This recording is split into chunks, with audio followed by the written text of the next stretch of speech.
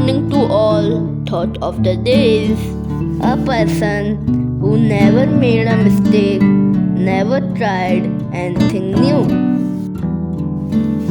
We are likely to do mistakes when we do things we are not mastered at.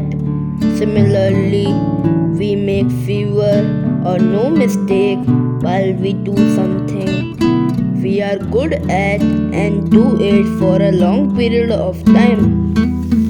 I repeat the thought. A person who never made a mistake, never tried anything new. We are likely to do mistakes when we do things we are not mastered at.